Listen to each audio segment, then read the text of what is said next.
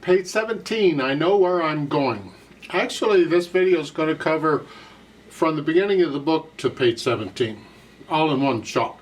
So on page 6, I show you some lovely pictures of about positioning and posture and hand position. As far as the posture goes, sit comfortably, sit up, don't sloop, sit up. You don't have to arch your back or nothing like, oh, look at me, how proud I am. Just sit up, a nice straight back, comfortable. You need to be relaxed but comfortable. There. It should not be painful to play a piano. If it's painful, if you've got pain in any part of this, I encourage you to go see a doctor about it, because there should be no pain involved in playing a piano, at least physical pain. The second picture, the picture in the middle, shows the hand curved, and everybody's hands are a little different. So don't take that picture absolutely, oh, I got to look exactly like that. No, you don't got to look exactly like that. The hand, if it's relaxed, the fingers curve naturally. That's it. Whatever your fingers natural curve is when they're relaxed, that's what you want. You don't grab a ball, you don't stretch them out, you just relax and let them do whatever they're doing. It's fine.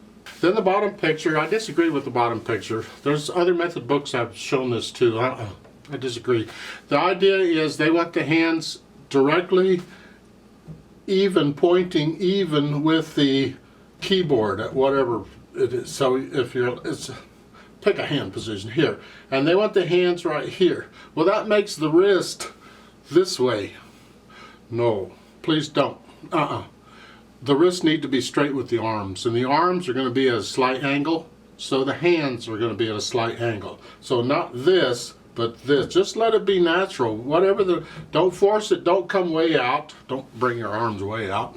Just let the arms relax next to your body, and it's a natural feeling. So the hands are at a slight angle. They're not straight into the keys. Not here, they're at an angle, and that's fine.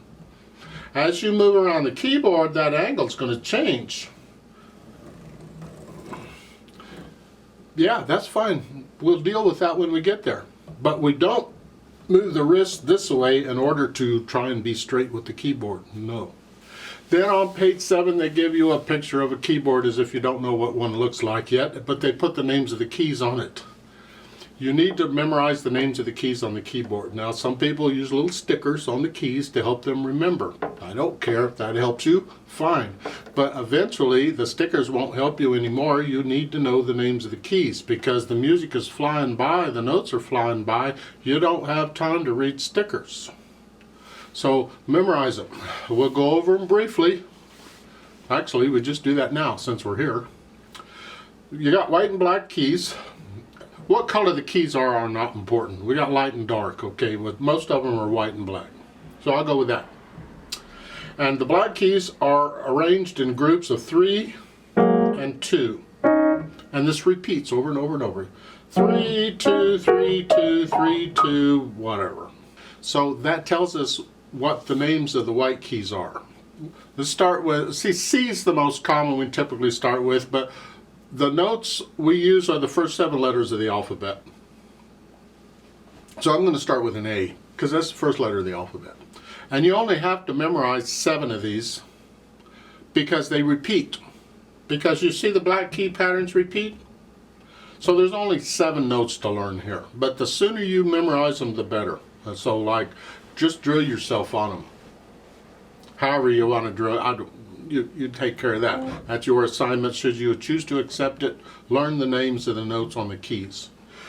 Starting with A, you look at a group of 3 black keys, and you see 2 middle notes. In that, there's 2 middle notes, where the A is the upper middle note. And there's a lot of A's on the piano. You got A here, and an A here, and an A here. Just go through your piano and find all the A's and play them.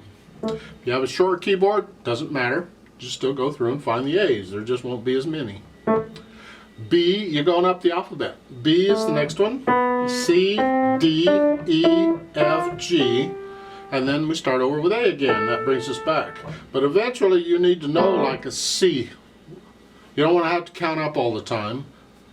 So it's a group of 2 black keys. It's the lower between. You just memorize. There's C, C, C, C, C. Now there's different approaches to learning the keys in the music and on the keyboard, and they use references where you just memorize 2 or 3 of them, and then you calculate or count up or down to find the rest. That's fine for starting out if that's how you want to do it, because you can always find an A and count up from there. So what's an E? We'll start with A and count up. A, B, C, D, E. That's an E. For learning, that's fine. If you want to check to make sure you're correct, that's fine. But eventually, you just got to memorize it. You need to know instantly where an E is on the keyboard. So you just need to know that it's in the upper middle. It's a group of 2. It's on the top of a group of 2. E, E, E, E, E. Just go through and over time get them all memorized. There's only 7 of them, but as I said, A through G. And then they repeat. Okay. At the bottom of the page, they're giving you 3 to start with, and that's C, D, and E. And if you look at group of 2, C, D, and E are the white keys around them. C, D, E, C, D, E, C, D, E, C, D, E. So, okay, start with those. Learn 3 of them. Take them a few at a time like that. That's fine. Then on page 8, they show you the others. And that's the ones surrounding a group of 3. These. And that's F, G, A, and B. I don't care what approach you use to learn them. The point is, learn them. And then they give something about learning the white keys C to B. Well, again, that's 7 of them. It's like going from A to G, except instead of starting on A, you're starting on C. I don't care where you start, just learn. You start on any letter, whatever, that's fine. Then on page 9, they talk about middle C. Well, this throws some people, and it threw me for years. I didn't understand what was going on until finally it all fell into place. Actually, I think it was a theory class in college where, oh, I understand now. But you don't have to wait that long. Middle C. We talk about middle C a lot, and you'll reference middle C a lot. There is only one middle C. On the keyboard, there's only one key that is middle C. You have a lot of C's on the keyboard. C is at the lower part of a group of 2. C, C, C, C, C. That's fine, but there's only one middle C. And that is when you're sitting at the piano, generally it's the C in front of you, closest to in front of you. In this case, it's here. It is not in the middle of the keyboard. It's middle C because it's middle of the keyboard. No, it's in the area of the middle. The middle is closer to an F, but it's close. It's called middle C because it corresponds to middle C in the music, and middle C in the music is in the middle of a grand staff. That made absolutely no sense because you don't know what a grand staff or none of that stuff is, but you will. So just know where middle C is on a piano. Here. Of course, if you know where that C is, you know where all C's are. All the others, these are all C's too. Then on page 10, finger numbers. Now I know I'm throwing a lot at you, but we're going to go over this stuff and over it as we go through the book. We'll be talking about it. And you can always go back and review and bore yourself with this video many times, however you want to do it. So typically we have 5 fingers on each hand. Some people are maybe missing a finger or 2. That's fine. You simply skip those numbers. But starting with the thumbs, those are 1, 2, 3, 4, 5. And the counting goes out from the thumb to the little finger. So the little finger is 5 and the thumb is 1. Now this is different from like a violin or viola or something, because they don't use the thumb. They just use these 4 fingers. So 1 is the index finger on those. So they just 1, 2, 3, 4. But for piano, we got to use them all, so the 1 is the thumb. That comes in handy because there's times when you need to know which finger to use to play the notes. I mean, you can always figure it out, more likely, but it helps. The danger of it is that you simply learn to play by the numbers. That's what I did when I was little and started. I didn't read the notes. Forget that. I didn't have time to learn notes. But I could play the finger numbers. If it said play finger 5, I could play finger 5. whatever key it was on. I didn't care. And I did that quite a while until the hand started moving around, and that didn't work anymore. Because then your finger 5 is not always on the same key. It might be on some other key. Now on page 11, you get your first piece of music, sort of. It's not really written music, but they want you to play by finger numbers. The exact thing I said I hate. I don't like doing it. But if you want to get in there and play a song, this will do it. This is for the right hand, and you're simply going to play the numbers they show you. Look at this first line there. 1, put your hand in a C position, which is each finger is on a note next to each other, and C's the bottom note. I don't care which C position it is. It doesn't matter. It's up to you. Be comfortable. Don't stretch all over the place. Just in front of you somewhere. I got a big belly, so I come up here. Now what we're going to do is just play the finger numbers here, and whatever key they're on is the key they're on. So I'm going to play 1, and then 3 is the middle finger, 4, 5. Second line again, 1, 3, 4, 5. Third line, 1, 3, 4, 5, and then the 3, 1, 3. You're just reading finger numbers. And now, how long you hold the notes down is important, and that's what these little feet are for. You tap your foot at a steady beat. Don't care how fast you go. It's up to you. Just tap your foot, and you play according to and read the feet. So at the beginning, it's here.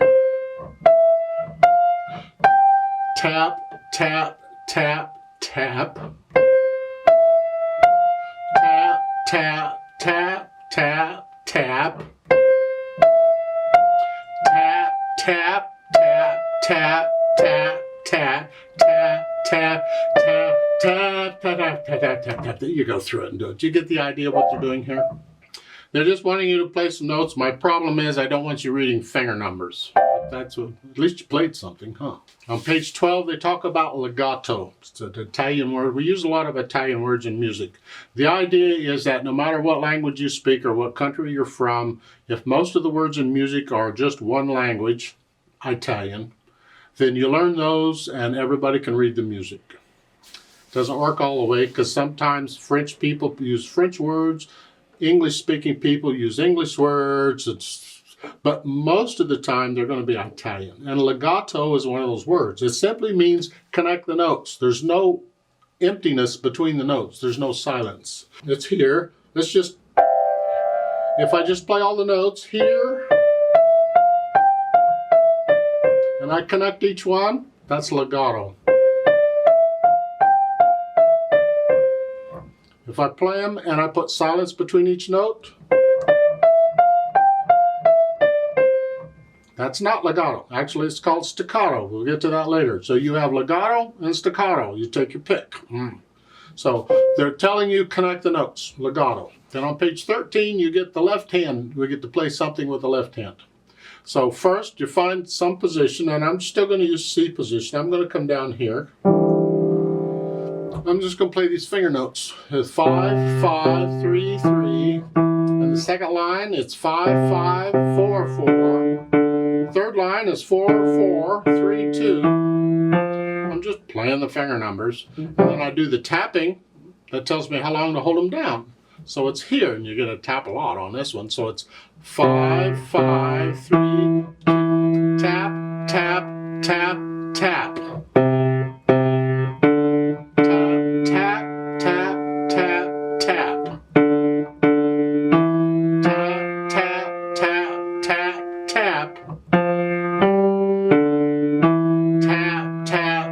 The idea.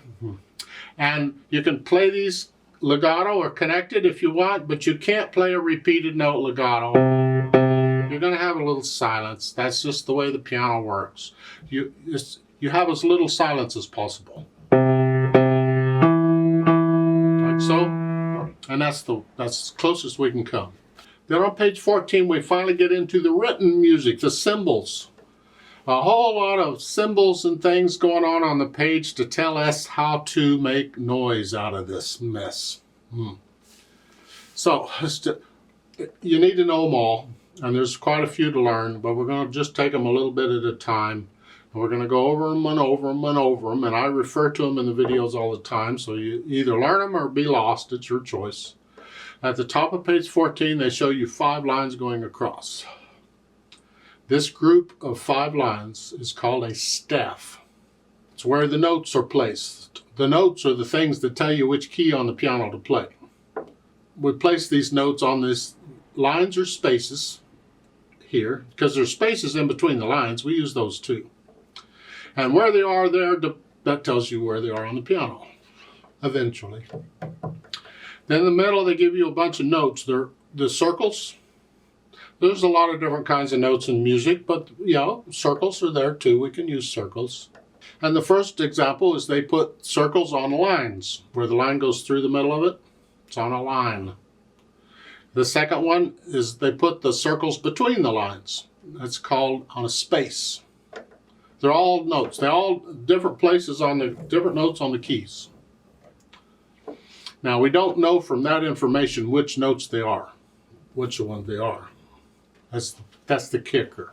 You see, take the first line of notes where they're on the lines, and that first note is on the bottom line. Well, let's just pretend that that's an A.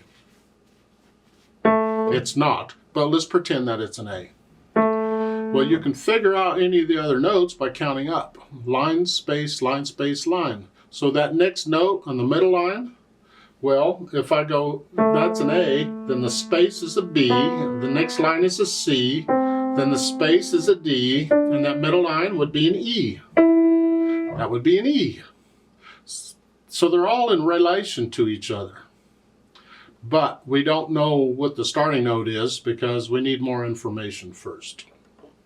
And that's what this thing at the bottom of the page shows, these 2 symbols. They've got with that one that's a funny curly thingamajigger. It's called a treble clef or a G clef. 2 different names, same thing. And the reason that it's called a G clef is because it points out or tells you where the note G is on the piano, or on the staff, I should say. And that is, it's look at the middle of the curl, the bottom curl, depending on which way you're going. I don't know which way you're going. It's the line that goes through the middle of it. It's the next to the bottom line. That is a G. Any note that is on that line is a G. And there's only one G on the keyboard for it. And that is the G above middle C. Remember middle C was here? Well, C, D, E, F, G, that's a G. So anytime you see a note on that line, you're going to play this key on the piano. No other G will do. It's got to be that one. Simple as that. And if we know where one note is, we can figure out all the others. From that note, we can count up or down where all the other notes are and figure them out. Of course, there's no time to do that in music. You need to memorize the notes as quickly as possible. And there's different approaches to learning music, written music, and memorizing it. And you'll find YouTube videos on different approaches. You just go have a ball, search them out, see what works for you. The bottom line is, though, you're going to need to memorize them. You need to know instantly what a note is in the music, instantly. Because as you're playing along, you don't have time to figure them out. Now, the last line on page 14 is that other thing with the 2 dots. It's called a bass clef or an F clef. And it's called an F clef because it points out where the note F is on the keyboard, or on the staff, excuse me, staff. It's the line between the 2 dots, the next to the top line. And the F it's pointing out is the F right below middle C. So we have a C, B, A, G, F. Sometimes you gotta go backwards on the alphabet. Okay, that's an F.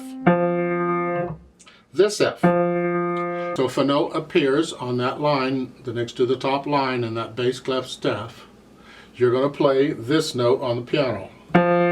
No other F will do, it's gotta be that one. And once you know where one note is, the F, you can calculate any of the other notes. We don't calculate them. You need to memorize them. You might calculate them at first, Some approaches use that, where you just learn 1 or 2 or 3 notes and you can calculate everything else you need.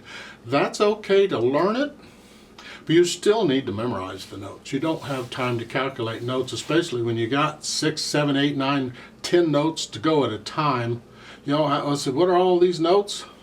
Just memorize the notes. Now, we're gradually putting the pieces together.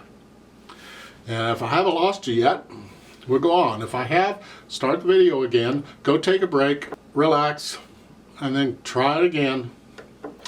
But page 15 at the top, they show you the 2 staves.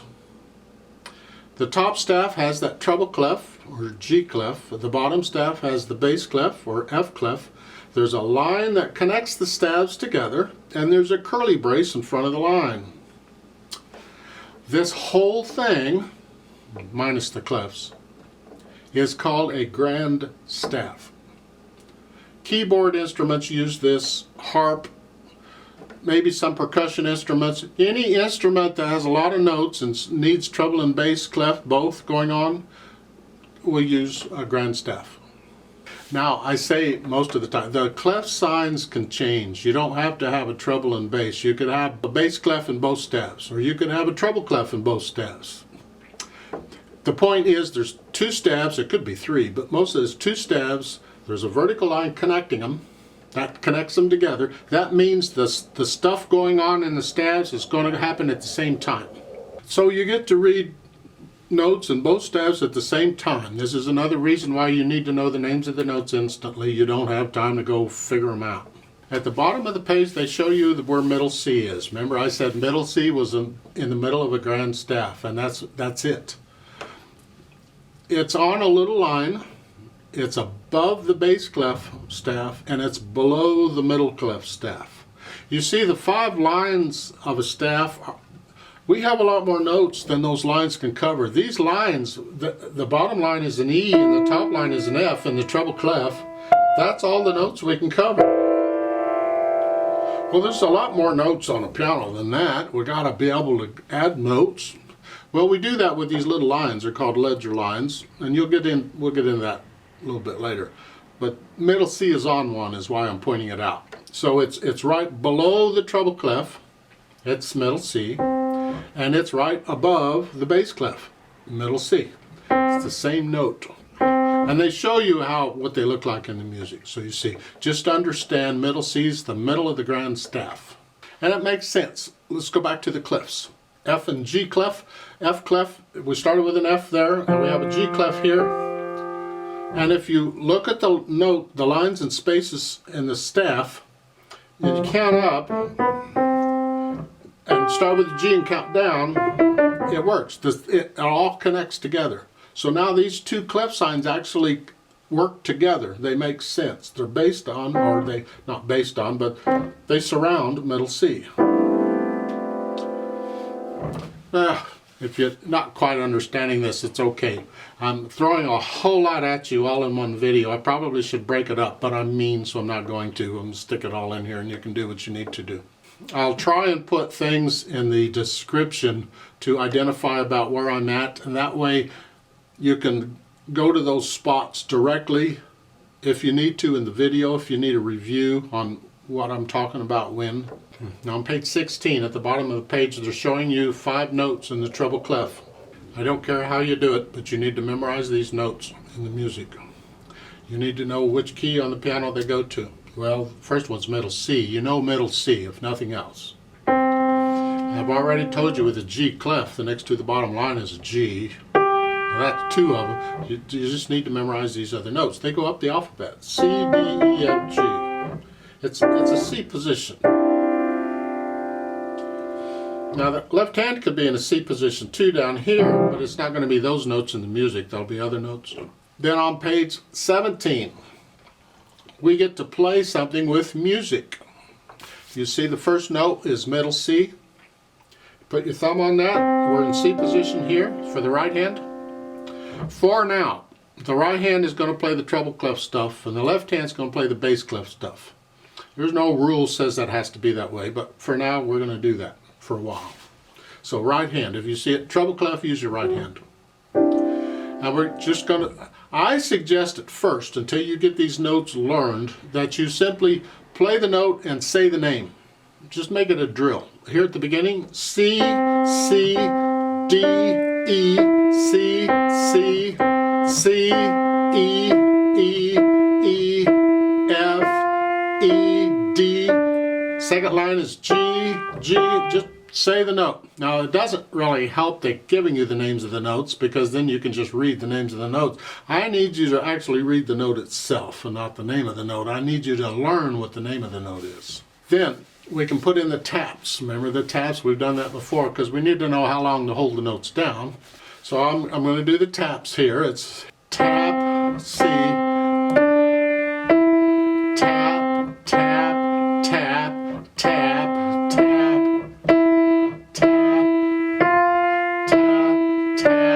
tap, tap, tap. So you go through the whole piece that way, and you do it. You learn it. Doesn't care how fast you go, not important, but you learn it at whatever speed. And when you can play it without any hesitations or anything, because your tapping has to be steady.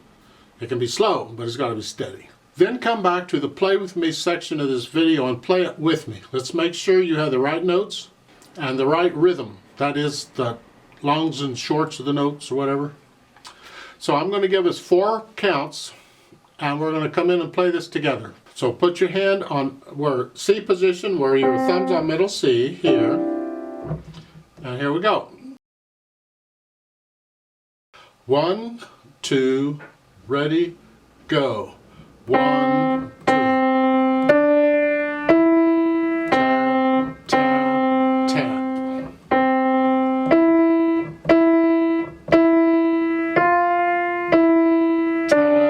Tap, tap, tap.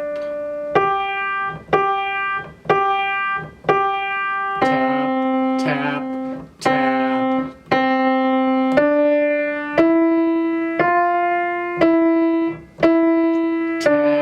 Tap, tap.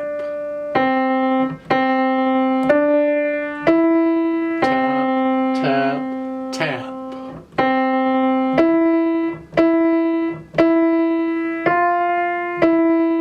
Tap, tap, tap. Tap, tap.